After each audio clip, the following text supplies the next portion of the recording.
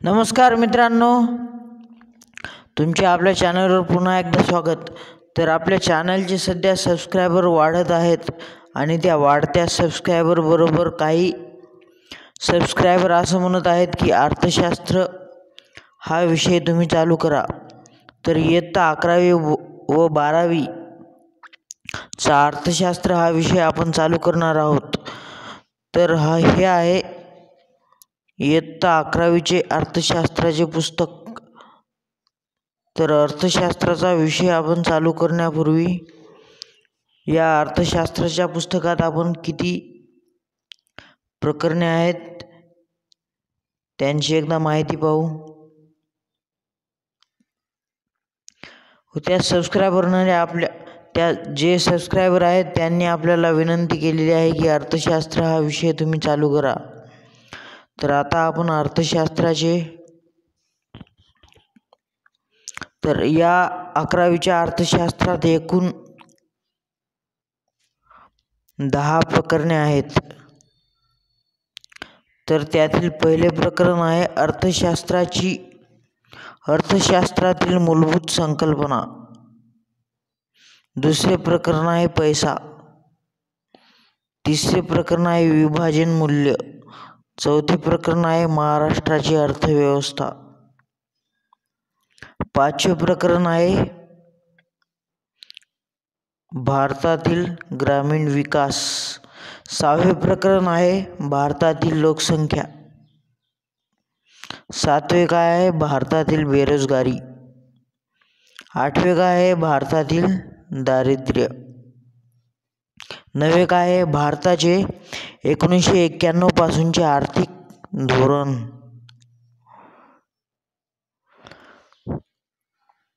व जे शेवटचे प्रकरण आहे 10 नंबर ते आहे भारतातील आर्थिक नियोजन. तर हे झाले 10 प्रकरणे. तर इयत्ता 11वीच्या पुस्तकात एकूण 10 प्रकरणे आहेत. त्यामधील पहिले प्रकरण अर्थशास्त्रातील मूलभूत संकल्पना. तर या अर्थशास्त्रातील मूलभूत संकल्पना या प्रकरणात आपण काही बेसिक कन्सेप्ट आहेत त्या पाहणार आहोत. तर त्या पाहण्याआधी आपण अर्थशास्त्रातील मूलभूत संकल्पना हे प्रकरण चालू करू. तर प्रस्तावना काय दिलेली आहे ती एकदा आपण पाहू. तर नवनवीन वैज्ञानिक शोध व नवीन गोष्टी शोधून काढणे या बाबींचा ठसा आजच्या जगावर उमटलेला आहे. शास्त्रातील लक्षणीय प्रगतीमुळे शास्त्र म्हणजे नेमके काय या प्रश्नाचा शोध लावण्याचा आपण प्रयत्न करू लागलो. शास्त्र ही एक पद्धतशीर मांडणीची ज्ञात शाखा आहे. तर शास्त्राचे मुख्य 2 प्रकार आहेत. पहिला आहे नैसर्गिक शास्त्र व दुसरा आहे सामाजिक शास्त्र.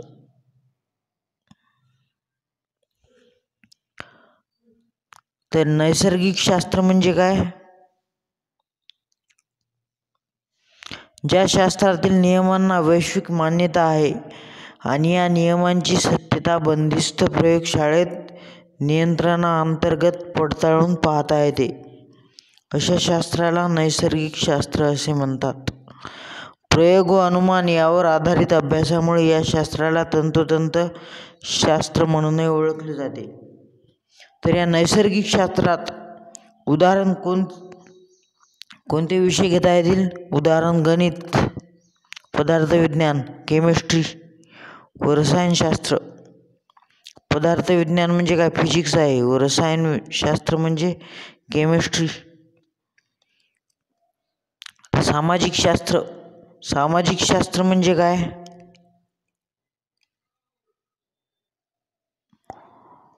सामाजिक शास्त्रात वर्तणूकशास्त्र किंवा अमूर्तशास्त्र असे म्हणतात. या शास्त्रात मानवी वर्तणुकीचा कोणत्या ना कोणत्या पैलूचा अभ्यास केला जातो. उदाहरण मानसशास्त्र. तर मानसशास्त्र हे मानवी मनाच्या वर्तणुकीशी संबंधित ज्ञान देते. सामाजिक शास्त्र हे मानव समूहातील एक घटक असून त्या संदर्भाने त्याच्या सामाजिक घटकाबाबत ज्ञान देते. मानवी वर्तणूक हे बंदिस्त प्रयोगशाळेत तपासता येत नाही, तसेच ती नियंत्रित पद्धतीने अभ्यासता येत नाही.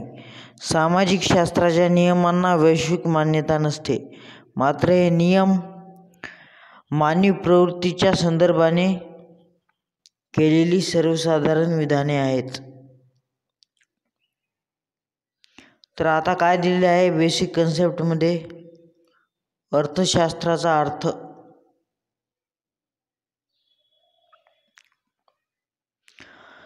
तर अर्थशास्त्र हे एक सामाजिक शास्त्र आहे. अर्थशास्त्र इकॉनॉमिक्स हा मूळ शब्द ग्रीक शब्द आहे.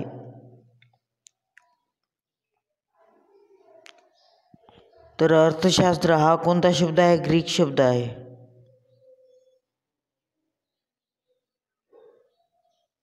ग्रीक.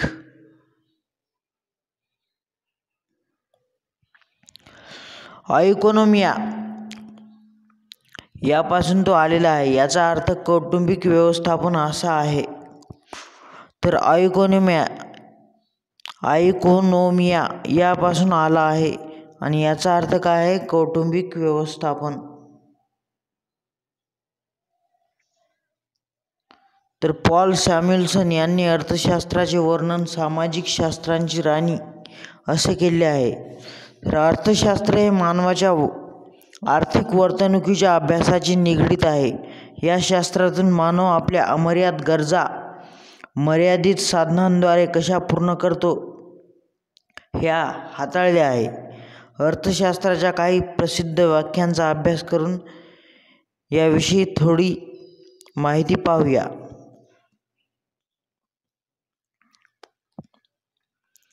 तर थोडे आठवा, खाली संबोध तुम्ही कुठे शिकलेले आहात? तर आपण हे संबोध 7वी, 8वी, 9वी, 10वी या सामाजिक शास्त्रात हे शिकलोच आहे. प्रणालीचे प्रकार, भांडवलशाही, समाजवाद आणि मिश्र अर्थव्यवस्था. तर कौटिल्य यांचा अर्थशास्त्रीय दृष्टिकोन. कौटिल्य यांचा अर्थशास्त्रीय दृष्टिकोन काय आहे? कौटिल्य यांच्या मते अर्थ म्हणजे संपत्ती आणि शास्त्र म्हणजे विज्ञान. म्हणूनच अर्थशास्त्र म्हणजे संपत्तीचे संपादन आणि व्यवस्थापन. मूलतः कौटिल्य यांचा अर्थशास्त्र हा राजकीय अर्थव्यवस्थेतील एक व्यापक ग्रंथ आहे. कौटिल्य यांच्या अर्थशास्त्रीय दृष्टिकोनाचे महत्त्वाचे मुद्दे. सरकार किंवा राज्याची महत्त्वपूर्ण भूमिका. संपत्ती निर्माण करण्यावर लक्ष केंद्रित करून राज्याचे कल्याण.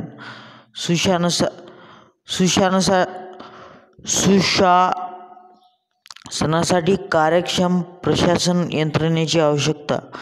अर्थशास्त्रामध्ये राजकीय कल्पनांचे संकलन. हे काय दिलेले आहे तुम्हाला माहीत आहे का? तर कौटिल्य कोण होते? कौटिल्य हे एक मौर्य कालखंडातील एक महान राजकारणी, तत्त्वज्ञानी, अर्थशास्त्रज्ञ व राजकीय सल्लागार होते. तसेच त्यांना चाणक्य किंवा विष्णुगुप्त म्हणून ओळखले जाते. त्यांनी प्राचीन भारतातील अर्थव्यवस्थेवर अर्थशास्त्र हा राजकीय ग्रंथ लिहिलेला आहे. तर अर्थशास्त्राच्या व्याख्या. तर ॲडम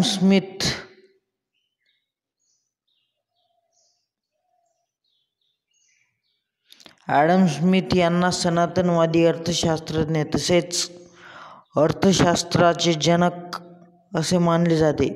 त्यांनी अर्थशास्त्राची संपत्तीविषयक व्याख्या 1976 मध्ये प्रकाशित केलेल्या राष्ट्राची संपत्ती An Inquiry into the Nature and Causes of Wealth of Nation या ग्रंथात मांडली. तर ॲडम स्मिथ यांच्या मते अर्थशास्त्र हे एक संपत्तीचे शास्त्र आहे. तर ॲडम स्मिथ या शास्त्रज्ञांनी काही व्याख्या व त्याचे महत्त्व सांगलेले आहे. या 4 आहेत. पहिली निर्हस्तक्षेपाचे धोरण, दुसरी भांडवल संपत्तीचा साठा, तिसरी आर्थिक घडामोडींमध्ये नैसर्गिक नियम व चौथी वृद्धीच्या सिद्धांतामध्ये श्रम विभाजन व विशिष्ट पैलूला महत्त्व.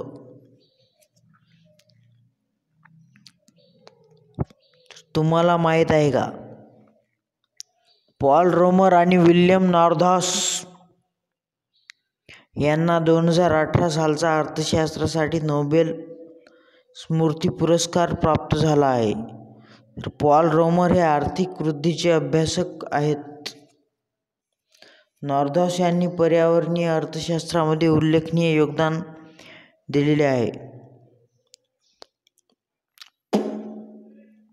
तर प्राध्यापक आल्फ्रेड मार्शल यांची कल्याणकारी अर्थशास्त्राची व्याख्या काय आहे? मार्शल यांच्या मते अर्थशास्त्र हे मानवी कल्याणाचा अभ्यास करणारे शास्त्र आहे.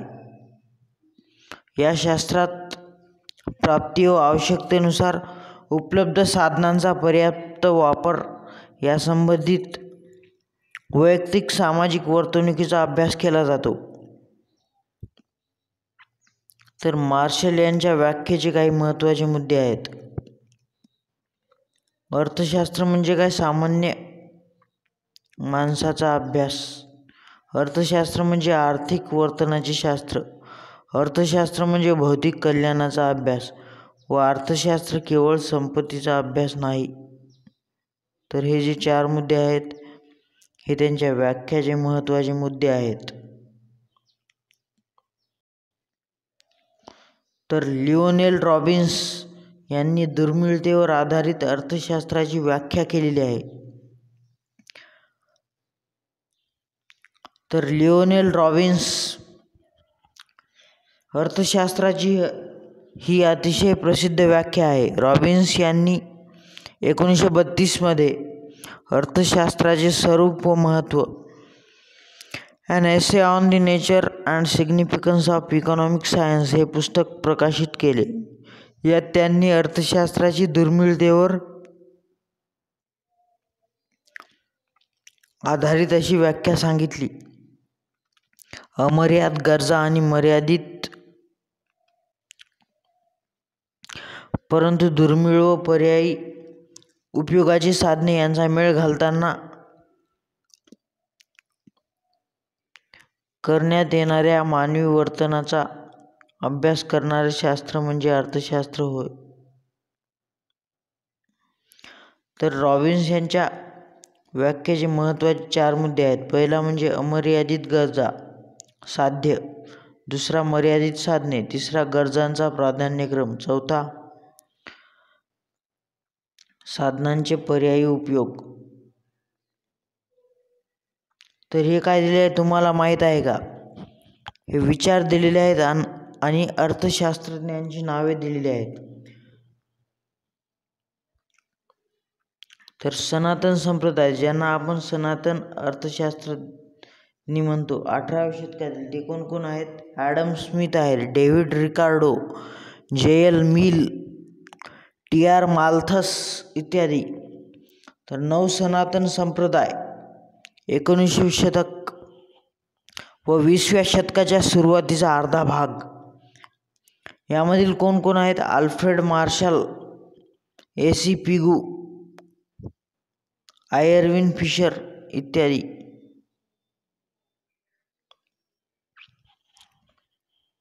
तर आधुनिक संप्रदायामध्ये कोण आहेत म्हणजे जे आता 20व्या शतकापासून आजपर्यंत? जे.एम. केन्स, लिओनेल रॉबिन्स व पॉल सॅम्युएल्सन इत्यादी. अर्थशास्त्राच्या शाखा. सर रॅग्नर फ्रिश यांनी 1933 साली अर्थशास्त्राची 2 शाखांमध्ये विभागणी केली. त्या शाखा म्हणजे सूक्ष्म अर्थशास्त्र व स्थूल अर्थशास्त्र. हे शब्द ग्रीक शब्दापासून मायक्रोस व मॅक्रोस आलेले आहेत. तर हे जे दोन ग्रीक शब्द आहेत, पहिला कोणता आहे? मायक्रोस.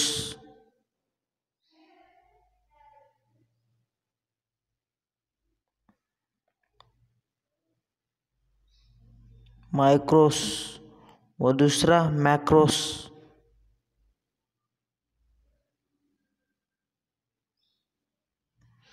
हे जे दोन ग्रीक शब्द आहेत यापासून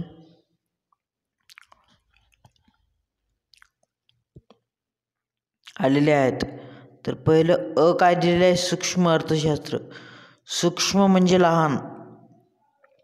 सूक्ष्म अर्थशास्त्रात वैयक्तिक घटकांच्या आर्थिक वर्तनाचा अभ्यास केला जातो. उदाहरण कुटुंब, कामगार, फर्म, उद्योग इत्यादी.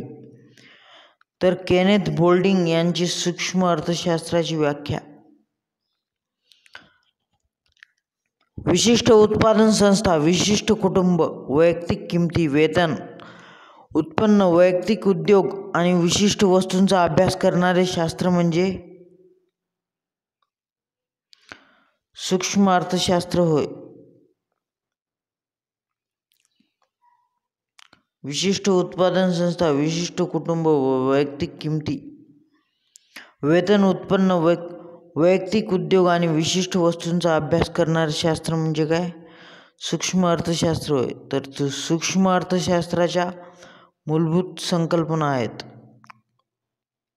पहिली आहे गरज.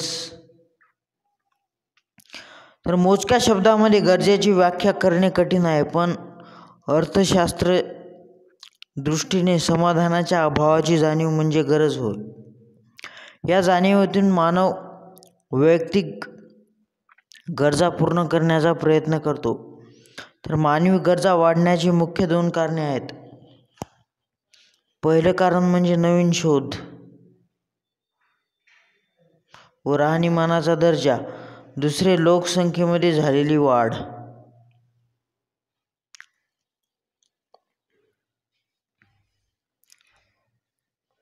तर गरजांची वैशिष्ट्ये: अमर्यादित गरजा. गरजा या पुनरुद्भवी असतात. गरजा वयानुसार बदलतात.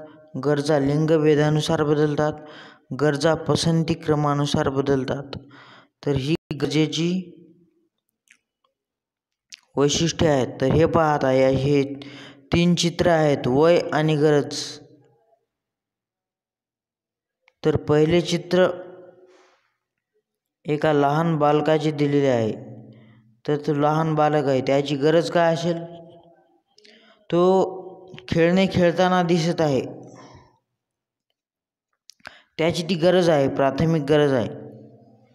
तर दुसरं चित्र आहे एक माणूस आपल्या दुचाकीवर दाखवण्यात आलेला आहे, ही त्याची गरज आहे. तर तिसरं चित्र काय कशाच दिलेले आहे? एका वृद्ध आजीचे दिलेले आहे, ती काय पुस्तक वाचत आहे, तिची ती गरज आहे. तर वय आणि गरज यानुसार ते चित्र दिलेले आहेत. तर गरजांची वैशिष्ट्येमध्ये पहिली कोणती आहे? अमर्यादित गरजा. गरजा या पुन्हा पुन्हा निर्माण होत असून त्या कधीही न संपणाऱ्या असतात. एक गरज पूर्ण करेपर्यंत दुसरी गरज पुन्हा निर्माण होते. गरजा सातत्याने निर्माण होतात. दुसरं काय? गरजा या पुनरुद्भवी असतात. तर काही गरजा पुन्हा पुन्हा निर्माण होतात, तर काही गरजा प्रसंगानुरूप निर्माण होतात. तर गरजा वयानुसार बदलतात. तर वेगवेगळ्या गरजा त्यांचे समाधान वयापुरते बदलत असते. तर गरजा लिंगभेदानुसार बदलतात. स्त्री पुरुषांच्या गरजा आवश्यकतेनुसार बदलतात. तर गरजा पसंती क्रमानुसार बदलतात. प्रत्येक व्यक्ती आपापल्या सवयी, आवडीनिवडी आणि पसंती क्रमानुसार गरजांची निवड करतो.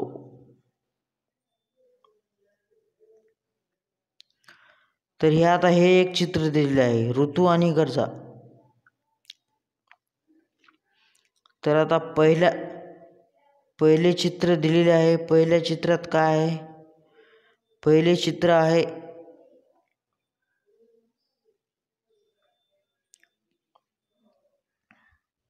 पहिल्या चित्रात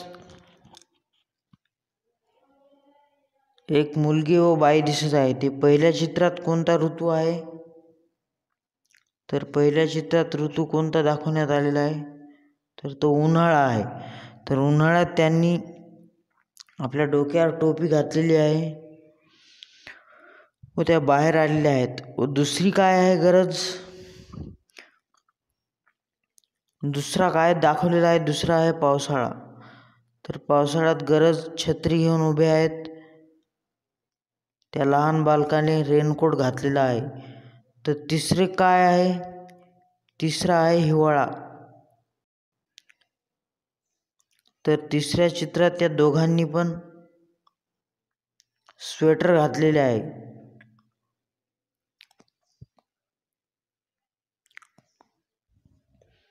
तर गरजा पुन्हा एकदा 6 नंबर. गरजा हवामानानुसार बदलतात. गरजा या वेगवेगळ्या हवामानानुसार व ऋतूनुसार बदलतात. गरजा संस्कृतीनुसार बदलतात. गरजा या संस्कृतीनुसार बदलत असतात. गरजांच्या निवडीवर संस्कृतीचा प्रभाव पडतो, विशेषतः आहार, वेशभूषा इत्यादी.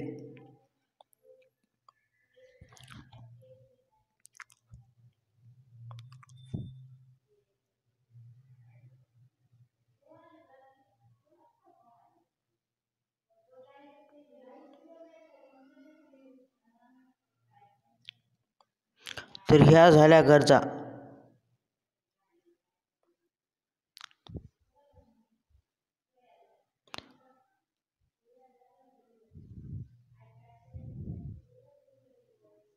तर आता आपण गरजांचे वर्गीकरण. तर गरजांचे वर्गीकरण खालील प्रमाणे करता येते. आर्थिक आणि आर्थिकेतर गरजा, वैयक्तिक गरजा आणि सामूहिक गरजा, जीवनावश्यक व सुखसोयीच्या आणि चैनीच्या गरजा.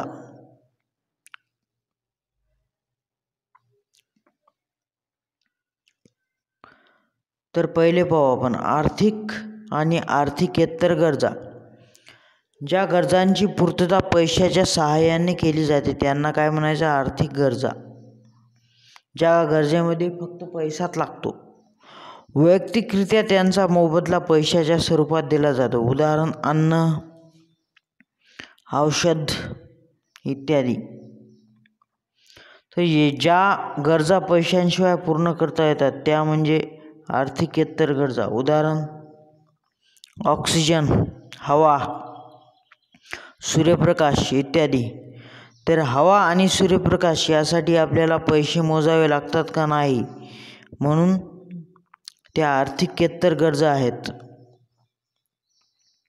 तर वैयक्तिक गरजा आणि सामूहिक गरजा. तर ज्या गरजा वैयक्तिक पातळीवर पूर्ण केल्या जातात त्यांना वैयक्तिक गरजा असे म्हणतात. उदाहरण डॉक्टरांचा स्टेथोस्कोप व न्यायाधीशाचा कोट. या ज्या गरजा आहेत, डॉक्टरांचा स्टेथोस्कोप आणि न्यायाधीशाचा कोट, या वैयक्तिक गरजा आहेत किंवा सामूहिक गरजा आहेत. सामूहिक गरजा या सामाजिक गरजा आहेत जेथे गरजांची सामूहिक पूर्तता होते. उदाहरण रेल्वे प्रवास.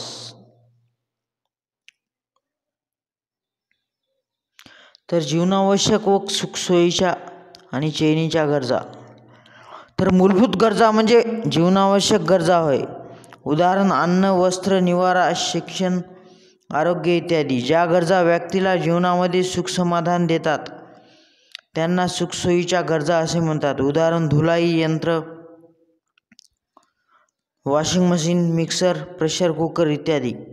ज्या गरजांमुळे व्यक्तीला वैयक्तिक आनंद व सामाजिक प्रतिष्ठा मिळते त्या चैनीच्या गरजा असे म्हणतात.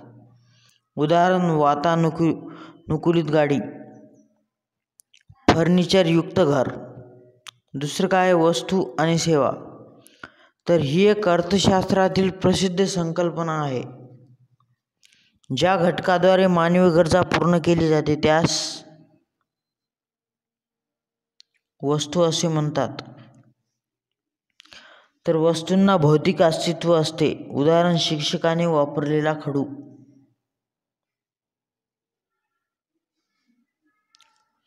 तर सेवा देखील मानवी गरजा भागवतात, परंतु सेवांना भौतिक अस्तित्व नसते. उदाहरण शिक्षकाचे शिकवणे. तर उपयोगिता. उपयोगिता म्हणजे काय? वस्तू व सेवांमध्ये असणारी मानवी गरज व भागवण्याची क्षमता म्हणजे उपयोगिता होय.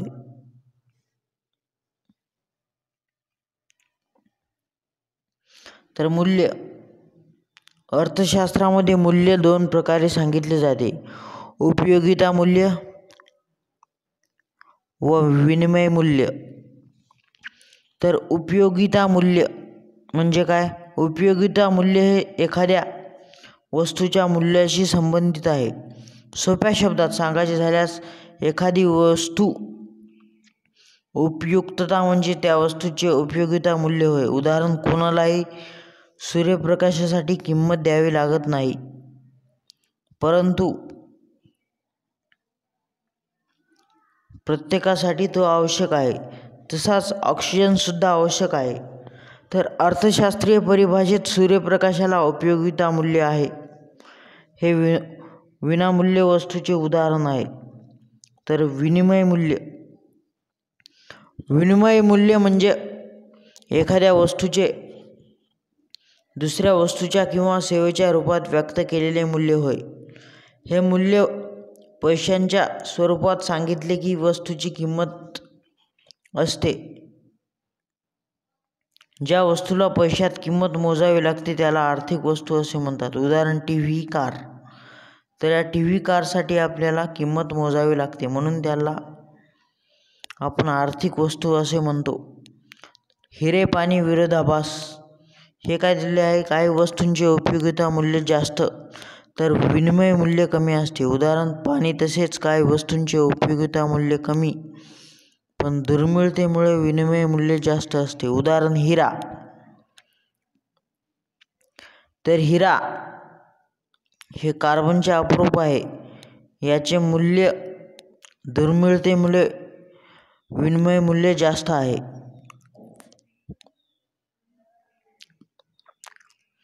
तर हिरे पाणी विरोधाभास या आकृती स्पष्ट केलेली आहे.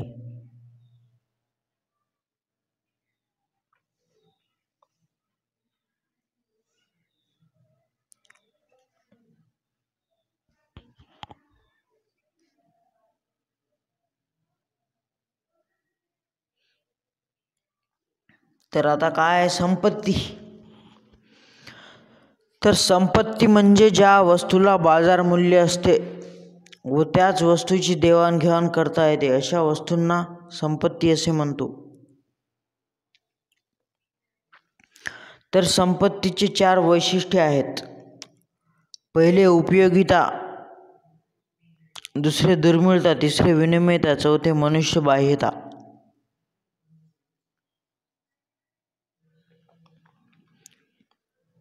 तर पहिले मूल्य पाहू आपण. उपयोगिता. उपयोगिता म्हणजे वस्तूमध्ये मानवाची गरज पूर्ण करण्याची क्षमता असली पाहिजे. उदाहरण फर्निचर, फ्रीज. तर फ्रीज ही मानवाची गरज पूर्ण करते. फ्रीजमध्ये काय, पाण्याची जर बॉटल ठेवली तर ती थंड होते. म्हणजे फ्रीज हे काय करते, कोणतीही वस्तू थंड करण्याचे काम करते. मानवाची गरज पूर्ण करते, उपयोगिता पूर्ण करते. तर दुसरं काय, दुर्मिळता.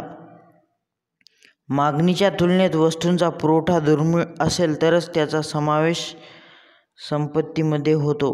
उदाहरण सर्व आर्थिक वस्तू व वस्तूंसाठी किंमत मोजावी लागते. विनिमयता.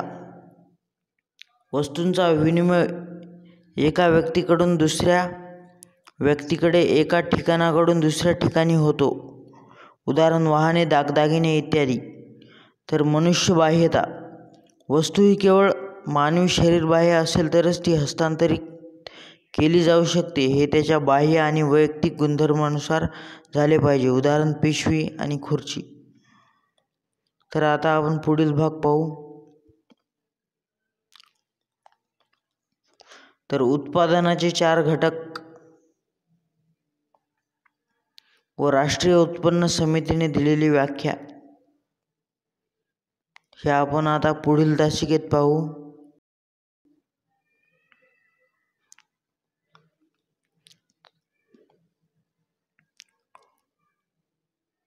तर पुढे काय काय दिलेले आहे. उत्पन्नाचे 4 घटक, राष्ट्रीय उत्पन्न समितीने केलेली व्याख्या व स्वाध्याय हे आपण पुढील पाहू. तर आपण कोणता अर्थशास्त्रातील आपण मूलभूत संकल्पना हे प्रकरण सुरू केलेले आहे.